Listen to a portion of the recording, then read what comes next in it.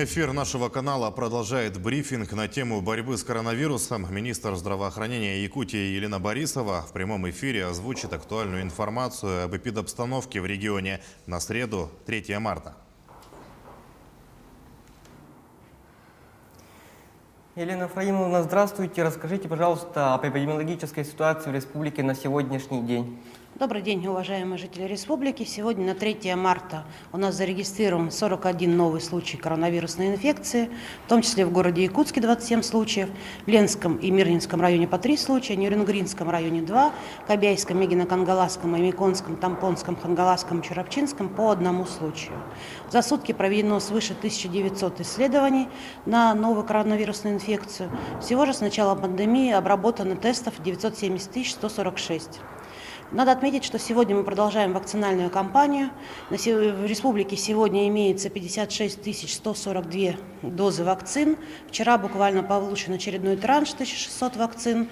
И всего первый этап вакцинации прошли 49 817 человек, в том числе за последние сутки свыше 1500.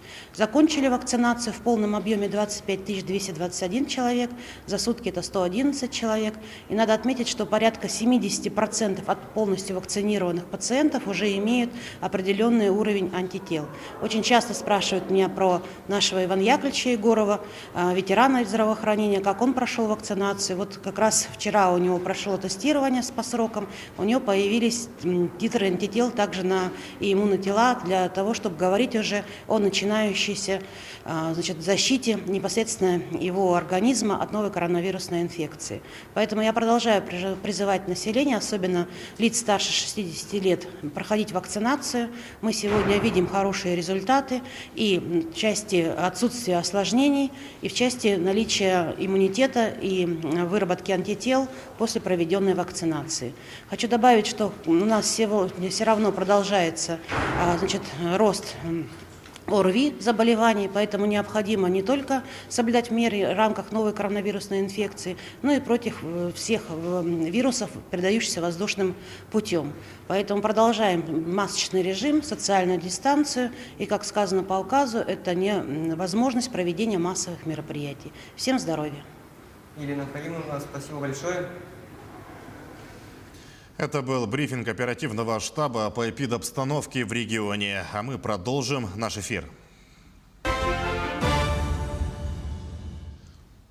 Результаты тестов на COVID-19 можно будет узнать по QR-коду. Сделать это станет возможно в мобильном приложении. Такой проект постановления правительства Минцифры разместила на портале проектов правовых актов. Организации, которые проводят тесты ПЦР и собирают анализы на антитела к коронавирусу, должны будут передавать результаты исследований в уполномоченный референс-центр. В мобильном приложении Минцифры через QR-код можно будет получить доступ к этим данным, а также к результатам анкетирования пребывающего на территории России и результатам вакцинации. Передача сведений будет возможна только с согласия гражданина. Оформить пособие по уходу за людьми с инвалидностью станет проще. Граждан избавили от необходимости предоставлять в пенсионный фонд весь набор необходимых для выплат справок. В частности, сведения о том, что заявитель не работает, не получает пособие по безработице, сотрудники ПФР должны получить сами из федеральных информационных систем. Об этом сообщили на сайте Кабмина. Увеличится количество многодетных семей, имеющих право выбирать ежегодный оплачиваемый отпуск в удобное для них время. Закон об этом планирует рассмотреть Совет Федерации сегодня. С 2018 года семьи с 3 и более детьми вправе самостоятельно определять любое время для своего отпуска. Льгота перестает действовать после того, как старшему из детей исполнится 12 лет. Законом предлагается поднять эту планку до 18 лет. Однако воспользоваться данным правом можно будет до достижения младшим из детей 14-летнего возраста. Производители мяса, птицы и яиц договорились заморозить цены на свою продукцию. Об этом сообщил на совещании с участниками отрасли министр сельского хозяйства Дмитрий Патрушев. По данным Росстата, с начала года мясо кур подорожало на 6%. На цене сказалось увеличение стоимости кормов, снижение производства мяса из-за гриппа птиц, а также сокращение поставок импортных инкубационных яиц из-за того же птичьего гриппа. Благодаря ряду мер, принятых принятых правительством удалось замедлить внутренний рост цен на основные зерновые культуры и корма. Их окончательная стабилизация ожидается в ближайшие 2 месяца, отметил министр. О мерах государственной политики и развития гражданского общества в эти минуты говорят участники круглого стола. Его проводят в рамках окружного выездного заседания Совета татарских общественных организаций Дальнего Востока, который проходит в эти дни в Якутске.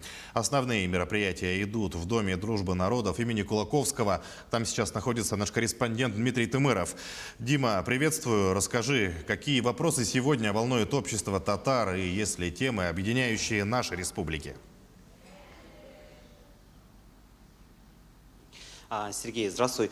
Круглый стол уже завершил свою работу. Сейчас делегация ходит по зданию Дома культуры и народа, знакомится с основными стендами и выставками и так далее. Но здесь хочется отметить, что на круглом столе участники общались именно по мерам государственной поддержки именно молодежи, а также подрастающего поколения, а также о некоммерческих объединениях и о общественных организациях. Здесь хочется отметить, что татарские общественные организации сегодня существуют и вообще работают на территории всей страны. Так, по данным всероссийской переписи 2010 года, на территории нашего региона проживает более 8 тысяч татар. Они и действуют национальные общественные организации в крупных городах нашего региона, такой как в Алдане, Нерюнгри, в Мирном. И давайте послушаем о том, что именно говорят наши представители, делегат из Алдана, который принимал участие на круглом столе. Вообще наша задача как ассамблеи народов Республики Саха-Якутия объединить все национальности, тесно взаимодействовать и в дальнейшем продвигать какие-то проекты. И, соответственно, наша республика является вообще многонациональным регионом в России. Алдан, так скажем, один из многонациональных районов. В свое время со всего СССР в то время стекались все национальные общины для заработка на золотодобычу, на строительство БАМа. Основные мероприятия здесь в течение сегодняшнего дня проходят в здании Дома культуры уже с 9 часов утра.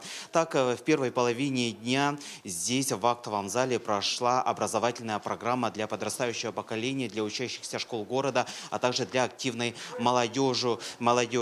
Так, с ними общалась делегат из Республики Татарстан Ленария Муслюмова, это начальник комитета по работе с татарской молодежью. Она рассказала, какие проблемы сегодня существуют у них в республике и какие темы соприкасаются именно в поддержке подрастающего поколения и молодежи нашей республики и Республики Татарстан, и какие работы нужно проводить именно с этим слоем населения. А более подробно мы расскажем в вечерних выпусках наших новостей, какие темы и вообще с какой целью приехали сюда делегаты из Республики Татарстан. На этом у меня все, Сергей.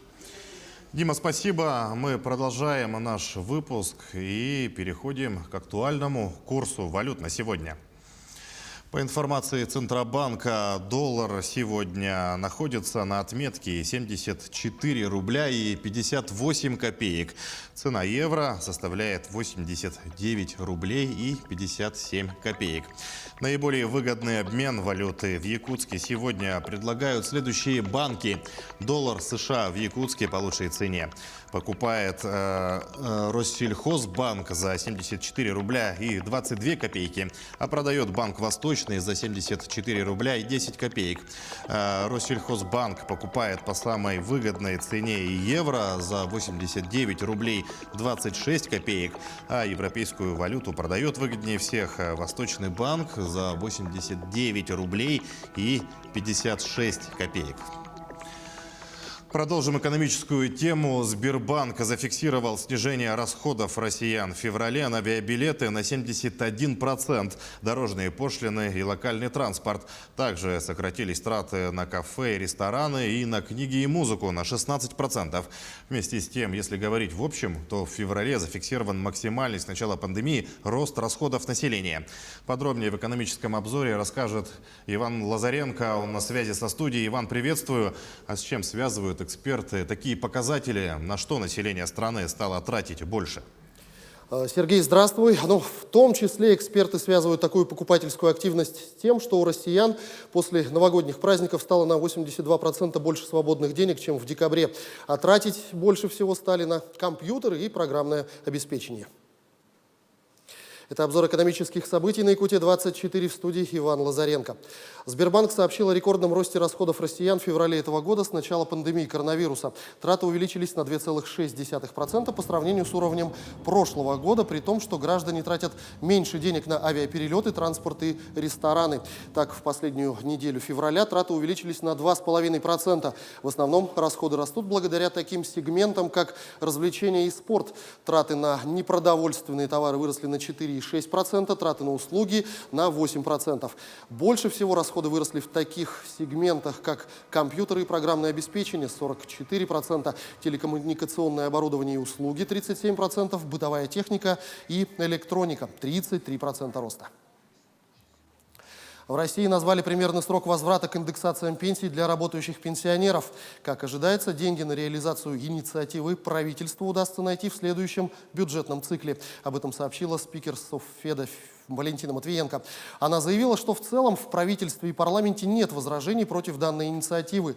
Поиск средств на то, чтобы индексация проводилась ежегодно, уже ведется. Матвиенко добавила, что в Совете Федерации держит вопрос на контроле. Сама спикер Верхней Палаты парламента выразила надежду, что вопрос с индексациями найдет свое решение.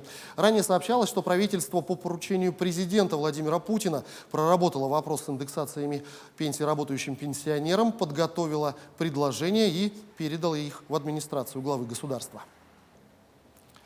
А в России появилась новая схема обмана, в соответствии с которой мошенники начисляют деньги гражданину якобы по ошибке, а затем просят вернуть средства по другим реквизитам. Если клиент соглашается, перевод на самом деле оказывается закрепительным платежом для привязки карты к какому-либо сервису в интернете. Отмечается, что после подтверждения такие порталы смогут свободно списывать любые суммы с карты без дополнительных верификаций. Бизнесу готовят повышение экологических сборов. Минприроды решила не ограничиваться подготовкой законопроекта об ограничении дивидендных выплат, если компания не ликвидирует ущерб окружающей среде. Ведомство обсуждает возможности прямого повышения фискальной нагрузки на предприятия. Так, в министерстве рассказали, что рассматривают увеличение экологического сбора и платы за негативное воздействие на окружающую среду. Уровни экологического сбора в документе не конкретизированы, а в нем сообщается лишь о планах пересмотреть порядок их расчета. Ставки по ним не росли на протяжении 3 лет. Экологический сбор уплачивают производители или импортеры товаров, не обеспечивающие самостоятельную утилизацию отходов от их использования. В прошлом году экологический сбор принес в бюджет чуть менее 4 миллиардов рублей. Туристическое законодательство может вновь трансформироваться. Обратив внимание на популярность у соотечественников системы All Inclusive, власти рассчитывают внедрить ее стандарты и в России. Сейчас так работают от 10 до 15 отелей на черноморских курортах. В Ростуризме подтвердили, что работа над стандартами для All Inclusive сейчас ведется. Там пояснили, что сейчас российские отели по-разному трактуют этот формат. В одном случае предусмотрены 5 приемов пищи в день, в другом поесть можно круглосуточно, в третьем включены алкогольные напитки, а в 4-м нет. Для устранения недопонимания со стороны туристов Ростуризм намерен скорректировать действующие правила классификации отелей, выделив отдельно категории «все включено» и «ультра все включено». К этому часу пока вся информация. Будьте в курсе экономических событий на Якутия-24. Иван, спасибо. Мы идем далее и переходим к мировым новостям.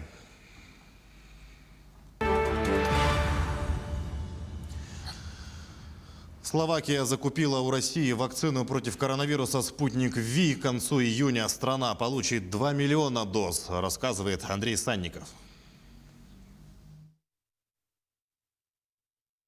Словакия закупила у России 2 миллиона доз «Спутник Ви». Первую партию препарата доставили в понедельник самолетом в аэропорт Кошице на востоке страны. Вакцинация будет добровольной и стартует через 2 недели.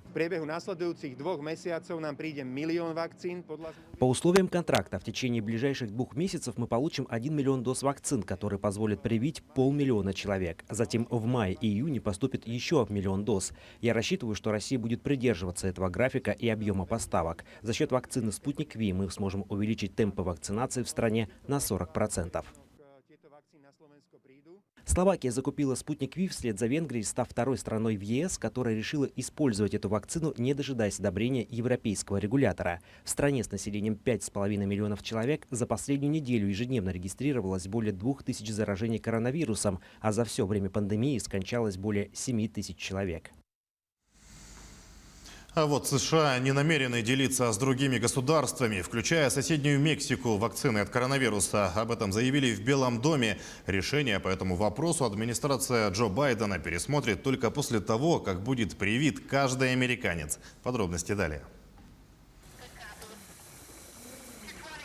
Американская вакцина только для своих. США, где от коронавируса погибли более 500 000 человек, не будут делиться жизненно важным препаратом с другими государствами, в том числе и с Мексикой. Об этом заявила пресс-секретарь Белого дома Джейн Псаки, отвечая на вопрос журналистов, готовы ли Штаты рассмотреть запрос соседа на поставку вакцин.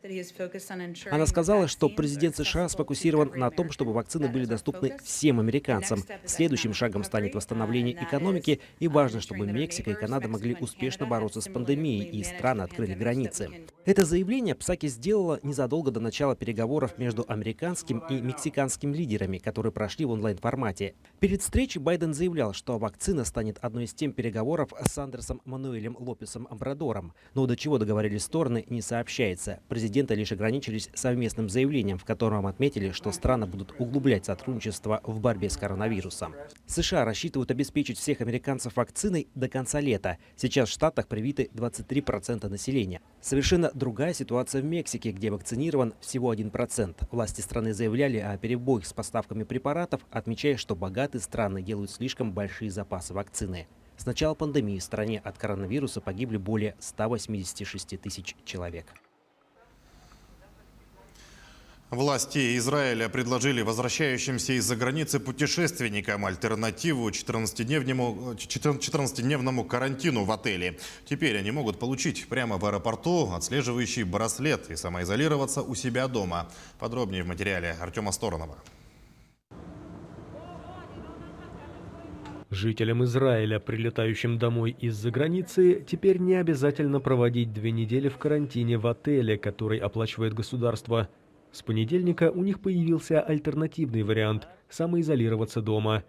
Для этого им прямо в аэропорту выдадут водонепроницаемый браслет, настенное отслеживающее устройство и смартфон, который всю эту систему активирует. Придя домой, нужно лишь нажать на кнопку на экране, и можно заниматься своими делами. Однако, если попытаться снять браслет или слишком далеко отойти от следящего устройства, оно сразу же отправит сигнал властям о том, что человек нарушает режим самоизоляции. В рамках пилотной программы в аэропорту Бен-Гурион было выдано 100 таких систем. Я первый гражданин Израиля, получивший этот браслет. Я думала, что мне придется провести 2 недели в отеле, но теперь я могу самоизолироваться дома, и, по-моему, это отличная идея. Этот электронный браслет – хорошая новость для пассажиров. Думаю, многие выберут именно его, вместо того, чтобы жить в гостинице 10-14 дней. Это поможет нам снова открыть небо. Более половины израильтян уже получили хотя бы 1 дозу вакцины от компании Pfizer. Примерно треть сделали оба укола. В понедельник Биньямин Нетаньяху заявил, что страна собирается закупить еще 36 миллионов доз препарата, в 3 раза больше, чем уже заказано, для повторной вакцинации в конце этого года. Индонезийский вулкан Синабунг в провинции Суматра выбросил 5-километровый столб дыма и пепла. Это его первое крупное извержение с августа прошлого года. О погибших или пострадавших сообщений нет. Власти заблаговременно попросили жителей провинции Северная Суматра не приближаться к кратеру на расстояние менее 3 километров. По словам очевидцев, в настоящий момент вулкан уже успокоился, а облако дыма и пепла развеялось. Синабунг находился в спящем состоянии несколько столетий, пока не проснулся в 2010 году. Вернемся к региональным новостям. Якутия получит дополнительно более полумиллиарда рублей на строительство малых мостов. Эти средства будут использованы для реконструкции мостов через реку Аллах-Юнь на автодороге Амга в Усть-Майском районе и через реку Нюя на автодороге Вилюй в Ленском районе. Всего в регионы страны будет направлено 100 миллиардов рублей. 27 миллиардов из них предназначены на ремонт существующего дорожного полотна в 58 субъектах. В программу дорожных работ нацпроекта в текущем году вошли более 4700 объектов. Бойцы невидимого фронта, так себя называют сотрудники службы главного энергетика Ленского отделения ОМТС. Их работа для всего коллектива часто остается незаметной, но ремонтники, сантехники и газоэлектросварщики не расстраиваются. Значит, свою работу выполняют хорошо. Наши коллеги встретились с представителем ремонтного звена.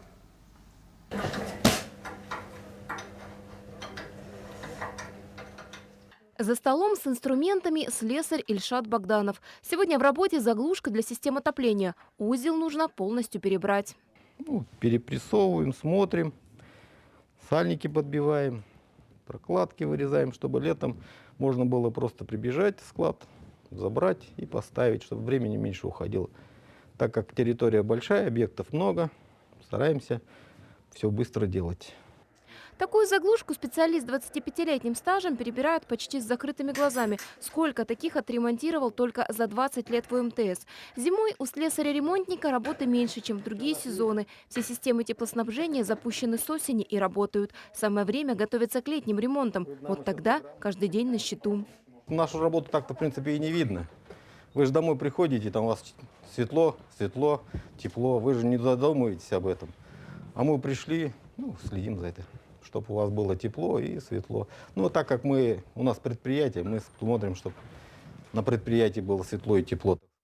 Таких, как Ильшат Богданов, в службе главного энергетика ОМТС 7 человек. Следят не только за теплоснабжением, но и за энергообеспечением всего большого предприятия. Территория только центральной базы 30 гектар. В обслуживании по всему Ленскому отделению ОМТС 7 километров теплосетей и в 2 раза больше электрических кабелей в складах и офисах. С таким объемом рабочие справляются.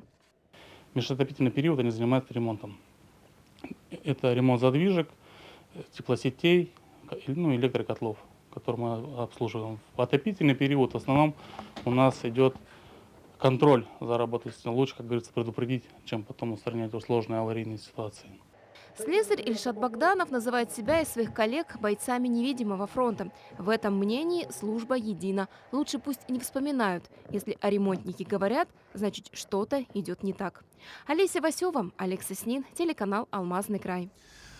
В Алданском районе стартует санитарный двухмесячник. Насколько чистыми станут территории, напрямую зависит от уборки мусора. В настоящее время решается вопрос об отдельном региональном операторе. Наш корреспондент Татьяна Вахнина о ситуации с уборкой мусора на сегодня. Алданский район на пороге перемен в сфере сбора и вывоза твердых коммунальных отходов. В марте должен окончательно решиться вопрос со сменой регионального оператора. Напомним, что на сегодняшний день ним является МУП-переработчик из города Нерингри, который с начала деятельности в роли рекоператора по Южной Якутии поднимал вопрос о разделении территории на 2 кластера – Алданский и Нерингринский. Решение об отдельном региональном операторе в Алданском районе было принято еще в прошлом году. Как пояснил заместитель главы района по социальным вопросам Игорь Сахно, в настоящее время идет процесс юридических согласований с Министерством ЖКХ Республики. Уже в завершающую стадию входит определение регионального оператора по переработке твердых коммунальных отходов. Вот буквально совсем скоро должен определиться новый оператор по Алданскому району. Министерством ЖКХ совместно с администрацией Алданского района эта работа проводится. И буквально мы завтра получаем 2 новых мусоровоза, которые у нас будут работать по договору с переработчиком, который сейчас является региональным оператором. Эти машины выйдут на работу в городе Алдан и в поселке Ленинский. Надеемся, что вопрос с региональным оператором решится уже в марте, так как в районе стартует санитарный двухмесячник. Как будут приводиться в порядок территории после зимы, во многом зависит от работы регионального оператора. В Якутии по материалам проверки прокуратуры в отношении руководителя управления Федеральной службы судебных приставов и его заместителей возбуждено уголовное дело. Проведена проверка соблюдения прав субъектов предпринимательской деятельности. Установлено, что ФССП проведен аукцион на право заключения государственного контракта по строительству административного здания службы судебных приставов. Сумма контракта составила свыше 34 миллионов рублей. При этом должностные лица управления с использованием своего служебного положения оказали противодействие его заключению с коммерческой организацией, победителем аукциона. Подрядчик был поставлен в условия, невозможные для добросовестного исполнения контракта. Должностные лица ФССП, действуя в интересах другой строительной организации, вынудили его расторгнуть контракт и отказаться от выполнения строительных работ. Тем самым были ограничены права и законные интересы юридического лица при осуществлении законной предпринимательской деятельности и причинен ущерб в виде упущенной выгоды. В настоящее время в рамках расследования уголовного дела проводятся следственные и оперативные мероприятия, направленные на установление всех обстоятельств произошедшего. Следователи во взаимодействии с оперативными сотрудниками полиции осуществляют обыски, допросы и иные мероприятия. Расследование уголовного дела продолжается. Жительница Якутска лишилась более 400 тысяч рублей после разговора с мошенниками. Установлено, что заявительнице поступил звонок. Звонивший представился сотрудником службы безопасности банка. Он сообщил о том, что неизвестные оформили на ее имя кредит, и чтобы сохранить сбережения, нужно обналичить данную сумму, а затем перевести все деньги через платежный терминал на указанный им счет. Объясняя это тем, чтобы ей не начислили штрафные санкции. Продолжит мой коллега Юрий Осипов. Юра, здравствуй. Как мошенникам удается внушать людям доверие? Приветствую, Сергей. В целях хищения денег мошенники используют сервисы подмены телефонных номеров. Они сначала представляются банковскими работниками и сообщают о проблемах со счетами, а затем, если обладатель банковской карты не верит им, перезванивает уже под видом сотрудников правоохранительных органов, используя подмену телефонных номеров. В результате использования данной технологии на экране абонента высвечивается не номер звонящего, а иной номер, например, банка или номер, зарегистрированный на правоохранительную структуру. Здравствуйте! В эфире обзор чрезвычайных происшествий. В студии Юрий Осипов. Полицейские раскрыли кражу денег с банковской карты в Якутске. По сообщению МВД региона, потерпевшая потеряла банковскую карту, но ее пропажу, как и исчезновение денег со счета, женщина обнаружила не сразу. Когда она обратилась в банк и заблокировала все возможные операции по карте, со счета уже успели похитить деньги.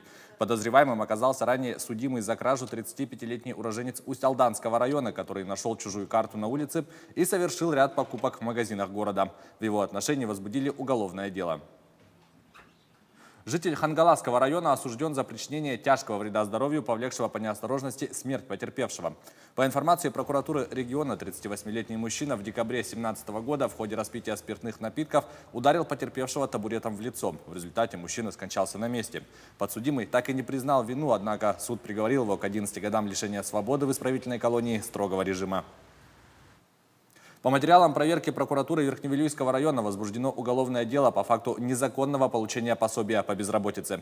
Местный житель был поставлен на учет в качестве безработного, а в дальнейшем трудоустроился, однако о данном в органы занятости не сообщил, продолжая получать пособие. Прокуратура района также внесла представление в адрес руководителя филиала Центра занятости в Верхневилюйском районе об устранении нарушений законодательства о занятости населения. Якутянин обвиняется в покушении на незаконный сбыт наркотиков в крупном размере. Обвиняемый в период с октября по ноябрь 2020 года, имея непогашенную судимость за незаконный оборот наркотиков, действуя в качестве закладчика в составе организованной группы, совместно с неустановленными лицами по сети интернет, осуществляющими деятельность под именем одного из интернет-магазинов, распространил путем раскладки по тайникам в Якутске партию наркотиков в крупном размере. Однако полностью их сбыть не успел ввиду задержания его сотрудниками полиции, которые изъяли у него остатки нереализованных партий наркотика. Сейчас он заключен под стражу, ему грозит до 20 лет лишения свободы. В отношении неустановленных поставщиков наркотических средств, действовавших в сети интернет, уголовное дело выделено в отдельное производство и расследуется отдельно. Следователи возбудили уголовное дело о невыплате заработной платы работникам предприятия по эксплуатации автомобильных дорог. По данным проверки, проведенной прокуратурой с ноября 2020 по февраль 2021 года, руководством общества с ограниченной ответственностью дороги Усть-Алдана частично не выплачена заработная плата 46 работникам предприятия в размере свыше 9 миллионов рублей. Установлено, что у организации в данный период имелись деньги, которые вместо погашения возникшей задолженности по заработной плате были направлены на цели, не связанные с ее выплатой. В настоящее время в рамках расследования проводятся следственные действия, направленные на сбор и закрепление доказательственной базы. Принимаются меры по погашению возникшей задолженности. Расследование продолжается. Следователи задержали убийцу 5-летнего ребенка в Саратовской области. По информации следкома, 1 марта возле магазина в городе Вольске обнаружено тело 5-летнего мальчика. По подозрению в совершении преступления задержан 38-летний сожитель матери мальчика. В настоящее время с ним проводятся следственные действия. Решается вопрос об избрании меры пресечения. В ходе расследования следователями СК будет дана юридическая оценка действиям матери мальчика, а также сотрудников органов профилактики, в чьи полномочия входило осуществление контроля за условиями жизни семьи, в которой воспитывался ребенок. Расследование уголовного дела продолжается. Это был обзор чрезвычайных происшествий. Берегите себя и до встречи в эфире. Сергей, к этому часу у меня вся информация. Передаю слово тебе. Юра, спасибо. Мы продолжаем нашу программу. Бывший президент футбольного клуба «Барселона» арестован. Испанская полиция задержала Хосепа Бартомео. Он оказался в центре коррупционного скандала. Как утверждают журналисты, бывший президент футбольного клуба использовал средства команды в личных целях. Подробности рассказывает Никита Конев. Бывший президент футбольного клуба «Барселона» Хосеп Мария Бартомео был задержан в понедельник после того, как каталонские полицейские провели обыск в офисе команды. Вместе с ним в полицию отправились еще трое. Среди них были SEO Оскар Грау и глава юридической службы Роман Гомес Понти. Его отпустили, он должен явиться в суд. Поводом для задержаний послужил Барса Гейт, громкий скандал, серьезно испортивший репутацию руководства команды. В феврале прошлого года радиостанция Cadena Ser рассказала о контракте, который клуб заключил с компанией i3 Ventures. Ее задачей, как утверждают журналисты, стала работа над улучшением имиджа самого Бартомео и дискредитацией его критиков, в число которых попали и игроки, такие как Лионель Месси и Хави. На это ушел 1 миллион евро из бюджета клуба. Ситуацией заинтересовалась полиция. Следствие считает, что экс-президент использовал средства Барселоны ради личной выгоды. В клубе любые обвинения отвергли. Несколько членов правления, которые не поддерживали политику Бартомео, подали в отставку. Однако в итоге и он сам покинул свой пост, не став дожидаться перевыборов. Нового главу Барселоны выберут 7 марта. В Москве прошли соревнования по художественной гимнастике, на которых впервые участвовали юноши. Однако мужские выступления отличаются от женских буквально во всем. В Мирном секция художественной гимнастики тоже есть. Наши коллеги побывали на тренировке и выяснили, могут ли сюда попасть мальчики. Ноги трясутся, значит, растяжка идет. Молодец. Вот так, не скрывая слез и пытаясь улыбаться, проходит для девчонок тренировка. За макияжем и блеском пайеток вывихи, растяжения и синяки от ударов булавами. Художественная гимнастика – это смесь танца, спорта, гибкости и невероятной координации. Здесь нужно и ловить предметы, и успевать носочек тянуть. Вперед! Вперед, вперед, вперед, вперед. Сделали складочку, лежим раз. Два. Сейчас в секцию художественной гимнастики принимают девчонок от 5 до 6 лет. Сюда могут и принять детей гораздо меньшего возраста. Главное, чтобы дети выдержали тренировки 2 раза в неделю. Сейчас тренеру Юлии Коноваловой на гимнастическом ковре помогает ее ученица. Кандидат в мастера спорта Ксения Павлова учится в школе Олимпийского резерва. Это она уговорила директора набрать новую группу. На этом ковре оказалась в 5 лет. За ее плечами крупные соревнования не только в России, но и за границей. А на турнире «Дети Азии» в Якутске Ксения сумела получить бронзу. Прыгаем, ножки натягиваем. Раз, два. Выше, выше, ножки натягиваем. 3, 4. Раз, два, 3, 4. В прошлом году в секцию набирали и мальчишек, но это было скорее похоже на занятия по физкультуре. Здесь говорят, для занятий с мужской половиной нужна совсем другая квалификация, хотя рады абсолютно любому ребенку. Полгода назад сюда приходили 3 мальчиков, они долго не продержались. Как бы в кругу девочек им не очень нравится, а так, конечно, ждем. Пусть приходят, попробуют, может понравится, может что-то получится. Как, например, у мужской сборной из Петербурга. Спортсмены не в блестящих купальниках и без лент, и выглядят весьма мужественно. Мужская художественная гимнастика – это огромное количество прыжков, акробатических этюдов и переворотов. Носочек тянут, как и в привычной гимнастике, но скорее это уже совсем другой вид спорта. Ксения Исламова, Кирилл Шолохов, телеканал «Алмазный край». Трехкратный чемпион мира по футболу в составе сборной Бразилии Пеле привился от коронавируса. Об этом король футбола сообщил в своем аккаунте в Инстаграм. «Сегодня незабываемый день. Я сделал прививку», говорится в подписи к фотографии, на которой 80-летнему экс-спортсмену вводят препарат в правое плечо. Об этом и о многом другом расскажет наш спортивный обозреватель Полина Долинская. Полина, приветствую, ждем от тебя подробностей. Сергей, я тебя приветствую. Бразильский спортсмен входит в группу риска наиболее подверженных заражению коронавирусом. Его здоровье в последние годы значительно ухудшилось, что и стало причиной вакцинации. Рассказав о получении прививки в социальных сетях, легендарный футболист в то же время призвал своих подписчиков не забывать, что пандемия продолжается, и напомнил о необходимости соблюдать меры безопасности. Это рубрика «Спорт» на телеканале «Якутия-24», в студии Полина Долинская. Российский баскетбольный клуб «Химки» одержал победу над испанским «Реалом» в домашнем матче регулярного чемпионата Евролиги. Результат встречи – счет 78-77. Самыми результативными игроками матча стали защитники российской команды Алексей Швед и Эрик Маккалоум. В их активе по 22 балла. Тем самым российский баскетбольный клуб прервал серию 17 поражений в Евролиге. «Химки», которые ранее потеряли шансы на выход в плей-офф, располагаются на последней 18-й строчке турнирной таблицы чемпионата, одержав 3 победы в 26 матчах. «Реал» идет 4-м с 16 победами в 27 играх. В следующем туре «Химки» 5 марта примут германскую «Альбу», а «Реал» 4 марта в гостях встретится с «Зенитом». Сборная России заняла 1-е место в медальном зачете чемпионата мира в параллельных дисциплинах на соревнованиях в Словенской Рогли. Тем самым команда сноубордистов Российской Федерации завоевала 2 золотые, 1 серебряную и 2 бронзовые медали на чемпионате мира в параллельных дисциплинах. В понедельник Дмитрий Логинов занял 1-е место в параллельном гигантском слаломе, став 3-кратным чемпионом мира. Еще один россиянин Андрей Соболев завоевал бронзовую медаль. Во вторник оба российских спортсмена боролись за 3-е место, и победу одержал Логинов. В женском зачете блеснула 17-летняя дебютантка София Надыршина. Россиянка стала самой молодой чемпионкой в параллельном слаломе за всю историю. Сноубордисты выступали на чемпионате мира под флагом Олимпийского комитета России и названием Russian Ski Federation. Московская «Динамо» одержала победу над Череповецкой «Северсталью» в первом матче серии 1-го раунда плей-офф континентальной хоккейной лиги. Встреча завершилась со счетом 1-0. Шайбу забросил лучший снайпер регулярного чемпионата Дмитрий Яшкин, проявив себя на 23-й минуте.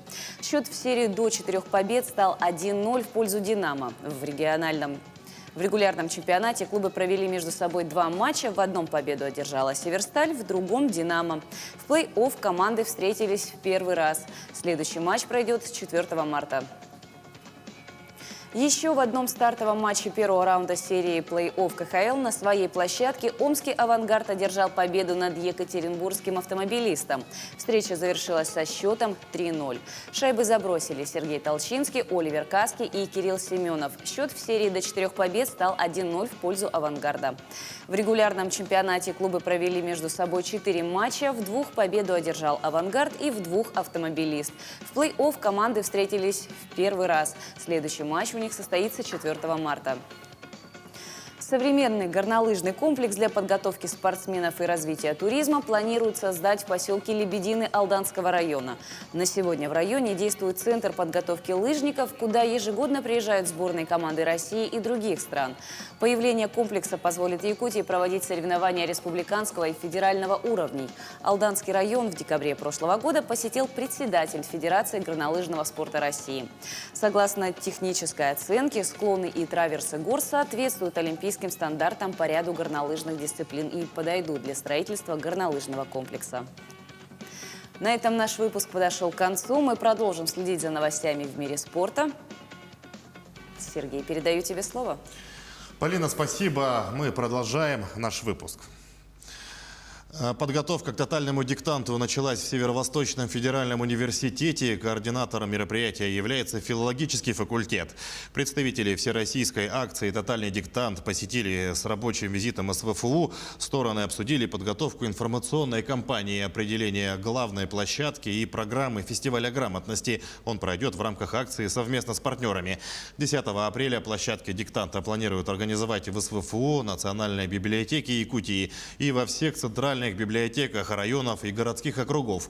Написать диктант можно в 3 форматах: очно, пишем дома и онлайн, сообщила декан ФЛФ Галина Жандорова.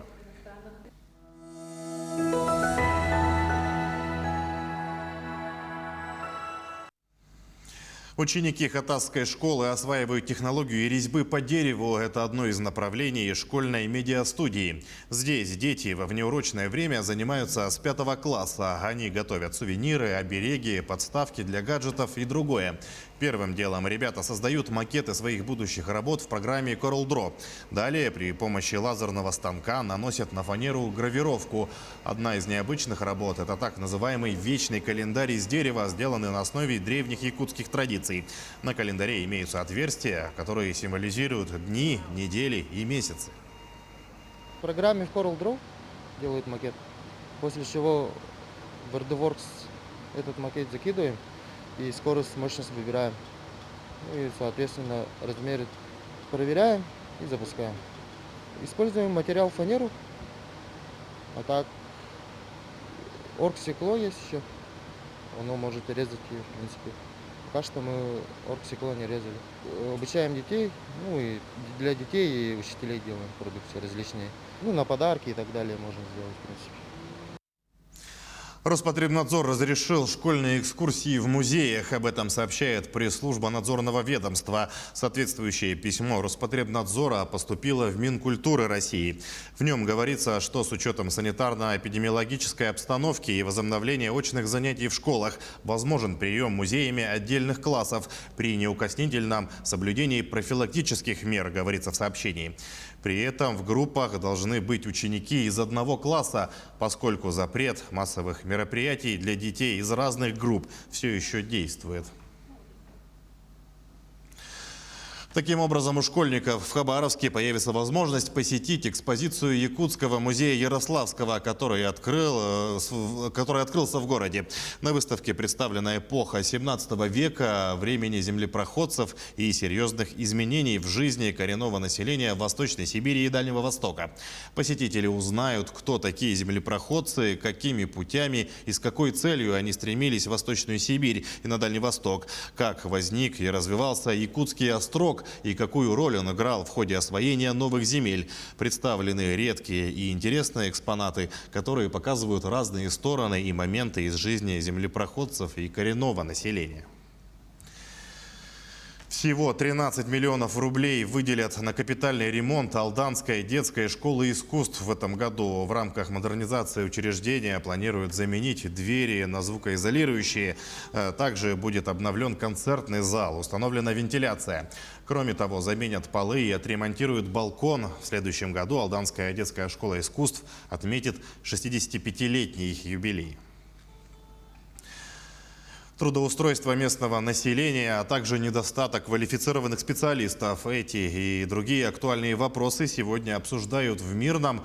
Там проходит ежегодная коллегия недропользователей. Прямо сейчас с нами на связи наша коллега Марфирина Алексеева. Узнаем у нее подробности. Марфирина, приветствую, передаю тебе слово. Сергей, приветствую. Да, действительно, на территории Мирнинского района промышляют десятки различных промышленных компаний. В последние годы активно внедряются нефтегазовые предприятия.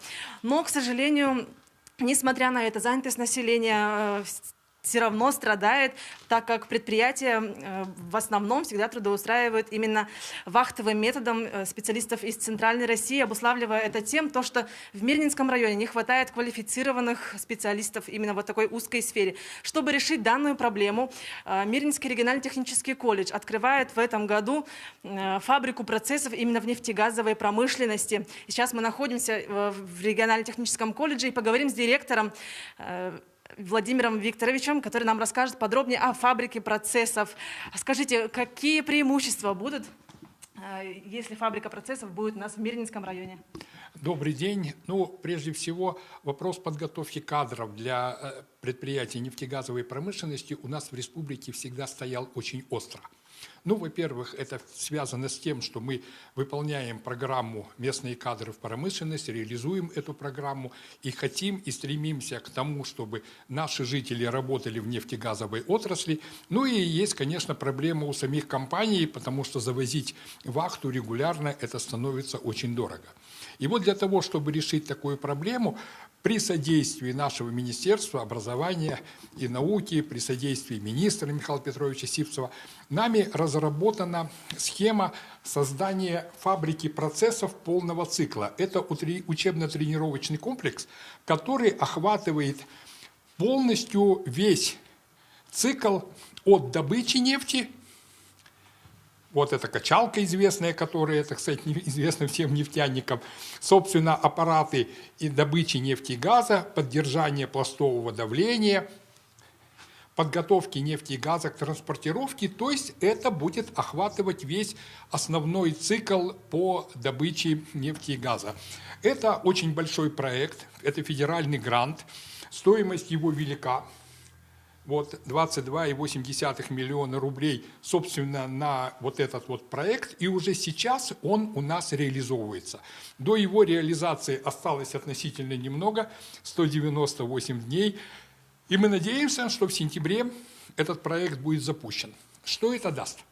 Это даст то, что у нас на территории Мирнинского района будет создан единственный в республике уникальный комплекс подготовки кадров. Здесь указаны перечень тех профессий, которые мы сможем готовить на базе этого комплекса. Их 24, охватывающие все основные направления. А это значит, что не только студенты Мирнинского регионального технического колледжа, но и все желающие со всей республики, они могут обучиться на этих тренажерах и, получив соответствующую квалификацию, уже устраивается в нефтегазовую промышленность. Этот проект мы делаем не сами. У нас есть серьезные партнеры, но в первую очередь это компания «Роснефть» и ее структурное подразделение «Тасюряхнефтегазодобыча». Мы работаем вместе с нашими партнерами из Татарстана, компания «Татнефть», ее учебный курсовой комбинат. Поэтому все у нас в этом плане уже идет к подготовке. Уже закуплены и поступают, и в ближайшее время поступят, и будут смонтированы необходимые узлы и агрегаты, грузоподъемный механизм. Уже на подходе у нас компьютерный класс. Это большая цена, потому что это компьютерный класс с полностью программным обеспечением моделирования процессов нефтегазовой отрасли. Скажите, пожалуйста, а по поводу профориентационной работы, и есть ли бюджетные места на это обучение? Все места, которые будут для студентов, они будут бюджетные. Мы 1 сентября планируем, что мы наберем 100 человек по 4 специальностям. Это добыча нефти и газа, это переработка нефти и газа, это лаборант-эколог и электрослесарь в нефтяной отрасли. Сейчас ведется нами активная работа в районах, в которых ведется работа нефтяных компаний. Это в первую очередь Ленск, это Сунтары, ну, а также Вилюйская группа районов. И мы полагаем, у нас уже есть отклики, у нас есть уже желающие поступать, и мы уверены, что 1 сентября Светлинский филиал энергетики, нефти и газа, а это будет специализированное учебное заведение, ну, откроет свои двери уже для такого количества студентов. Спасибо большое, что рассказали о таком интересном проекте и ответили на наши вопросы. А на этом все. Сергей. Марфирина, спасибо за информацию, а мы идем далее. Якутская кинокомпания «Арт Дайду» заключила контракты на мировой показ якутского мистического триллера «Ичи». Дистрибьютором по всему миру, кроме России, Канады, США и СНГ, стала итальянская компания TV-Co. Она занимается реализацией международных прав на кинопроизводство по всему миру, уделяя особое внимание перспективному независимому кино, говорится в сообщении. На территории США и Канады дистрибьютором стал High Octane Pictures, представляющий большой выбор коммерчески привлекательных кинофильмов. Ранее сообщалось, что картина в жанре ужасов режиссера Костаса Марсана в прошлом году стала участником международных фестивалей кино в Вене, Стиджесе и Лиссабоне. Московская группа Lucid Vox, в составе которой играет якутянка Анна Москвитина, презентовала новый альбом «Мы есть». Выпуском занимается немецкий лейбл. О психоделическом роке и элементах фолка в творчестве группы. В материале Айсены Бурнашовой. Басовые и барабанные партии, ритмичная гитара и пронзительный вокал. Традиционное русское пение вкупе с утяжеленным психоделическим роком выдает сумасшедшие ритмы. Новый альбом «Мы есть» состоит из 9 ярких и не похожих друг на друга песен. Девушки готовили его 2,5 года. Треки «Звездочка», «Тело», «Беглец» или «Нож» появились непросто. Потеря близких, быстротечность времени, чувство вины. «Мы есть» связан с личными драмами. «Мы есть» он в каком-то смысле, правда, терапевтический альбом. Он про очень многие беды, связанные и с внутренними, и с внешними обстоятельствами. Поэтому, я думаю, именно этот альбом уж точно говорит о каком-то пережитии утрат, боли и так далее. Группа Lucid Vox основана в 2012 году. Алина отвечает за вокал, за барабаны Надя, Галла за гитару, за бас Аня. Кстати, в группе царит настоящая демократия звука. Все песни девушки создают совместно. Творчество группы словно кружево, переплетено фолком. В песнях звучат и якутские мотивы. У нас есть, например, 2 трека, где используется хомус. Но я, правда, не умею особо в нем играть. Умею там извлекать звуки, но там с волшебством сведения и мастеринга получилось что-то более-менее вменяемое. Аня в группе со дня основания. Она родилась в Якутске, училась в городской классической гимназии. Говорит, еще с детства прониклась рок-музыкой. Слушала и западных, и якутских исполнителей. Тогда же и зародилась любовь к бас-гитаре. Музыке училась в детской школе искусств. Там ходила на фортепиано, на гитару. Там же замечательный преподаватель научил меня и на бас-гитаре играть. То есть это все идет с детской школы искусств. Lucid Vox делают уверенные шаги к мировой известности. К слову, альбом «Мы есть» — это их первая работа на международном лейбле. Всего же у группы 3 больших альбома. Впереди у девушек грандиозные планы, включая музыкальные коллаборации. Я знаю в основном якутские рок-группы. Юность Севера, организация Юность Севера, вот. И вот о планах, кстати, очень бы хотелось съездить в Якутию на Анину родину. Айсена Бурнашова, Виктор Олесов, Москва. Олимпийская чемпионка в одиночном фигурном катании Алина Загитова призвала жителей и гостей республики принять участие в фестивале «Мусустар». Он пройдет 27 марта в столице региона. Российская фигуристка проведет мастер-класс для молодых фигуристов и станет хедлайнером ледового шоу. Помимо нее в программе заявлены Мария Сотникова, Максим Ковтун, Александр Самарин, Елена Юванович, Надари Майсурадзе, Алина Устимкина и Алексей Роганов. Фестиваль «Мусустар» состоится в спорткомплексе «Триумф» в онлайн и офлайн форматах. Мероприятие станет первым совместным проектом правительства Якутии и корпорации «Синергия». И в завершении выпуска коротко о погоде в крупных городах Якутии. Итак, в Алдане переменная облачность. Днем температура воздуха минус 23 градуса. Порывы ветра до 5 метров в секунду. Вечером минус 30, а ночью обещают похолодание до минус 34. В Ленске сегодня немного похолодало, минус 25, облачно, вечером минус 30, а ночью столбики термометра опустятся до минус 36. Синоптики прогнозируют ветер от 2 до 5 метров в секунду. В алмазной столице минус 28 градусов, ветер до 4 метров в секунду. Вечером минус 35, а ночью минус 37 по Цельсию. В Нерюнгри, напротив, потеплело, сегодня минус 21. Однако воздух охлаждает ветер, его порывы до 7 метров в секунду. Вечером минус 28, ночью похолодает до минус 31 градуса.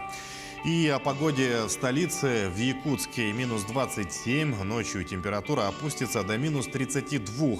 Ветер до 4 метров в секунду, влажность 50%, давление 752 миллиметра ртутного столба. Наши корреспонденты продолжают следить за развитием событий. Спасибо за внимание. Берегите себя, носите маски. Не забывайте соблюдать безопасную дистанцию. Оставайтесь с нами.